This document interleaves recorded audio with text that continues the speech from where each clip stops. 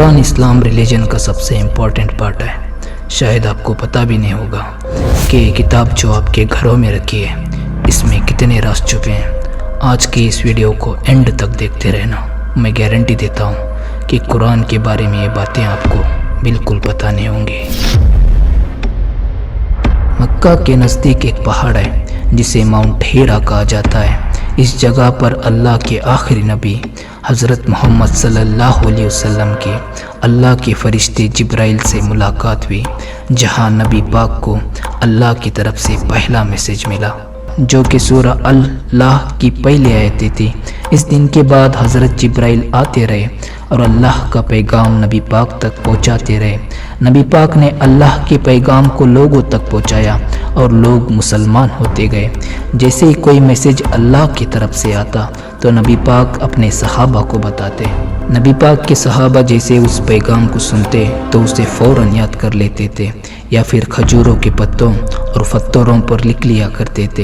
ये सिलसिला 23 सालों तक चलता रहा। आखिर 63 साल के उम्र में नबी पाक वफ़ात पा गए। नबी पाक के इस दुनिया से जाने के बाद हज़रत अबू बकर जो कि नबी पाक के साथी और ससुर थे, इस्लाम के पहले खलीफा बने, यानी कि उन्हें नबी पाक का सक्सेसर चुना गया। नबी पाक के दौर में कुरान किताब की शक्ल में नहीं आया था। उस वक़्त कुरान लोगों के दिलों में था और पत्थरों, हड्डियों और पत्तों पर कुरान की आयतें लिखी होती थी।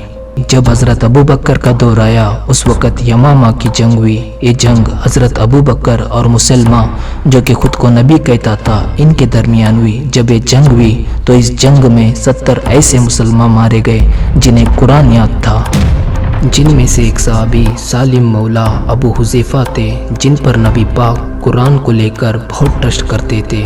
तो इन सहाबियों की शहादत के बाद हज़रत उमर ने हज़रत अबू बकर को सारी आयतों को एक किताब में इकट्ठा करने के लिए अग्री किया और इस काम की जिम्मेदारी ज़ैद बिन साबित को दी गई। फिर जब हज़रत उस्मान खलीफा बने तो उन्होंने कुरान के कॉन्सिलेंटल स्केलेटन को कंपाइन किया ताकि लोग कुरान को सही से पढ़ सके। जब से कुरान किताब की शक्ल में है इसने अपने खास होने का सबूत दिया है। जैसे जैसे साइंस ग्रो होती गई कुरान के राज हमारे सामने खुलते गए। जिस लैंग्वेज में कुरान नाजिल हुआ है ये अरेबिक लिटरेचर का सबसे परफेक्ट शक्ल है।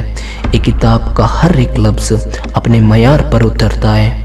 ये किताब एक ही सब्जेक्ट को रिपीट करता है और हर बार इसके डिस्क्रिप्शन नए सिरे से निकल कर आती है। इसके सारे अल्फाज बड़ी खूबसूरती के साथ बने हुए हैं। इस किताब को आज 1400 साल हो चुके हैं और आज तक इस लेवल की किताब नहीं बनी। इस तरह की किताब को लिखना इंसान के लिए इम्पॉसिबल है, जिसे अल्लाह ने कुरान में सूरह अल-इसरा की आयत 88 में भी बताया है। तुम फरमाओ कि अगर आदमी और जिन सब मुत्तफिक हो जाएं कि इस कुरान की मानी ले आएँ तो इसका मिसल ना ला सकोगे अगर जे इसमें एक दूसरे का मददगार हो। नबी पाक ने भी अपने लाइफ टाइम में स्पीचेस दी हैं, उनमें भी ऐसी अपील नहीं है जो कुरान में है। इससे प्रूव हो जाता है ये कुरान को नबी पाक ने अपनी तरफ से नहीं बनाया बल्कि अल्लाह की तरफ से नाजिल हुआ है। इसी तरह की यूट्यूब वीडियोस के लिए हमारे चैनल को सब्सक्राइब कीजिए।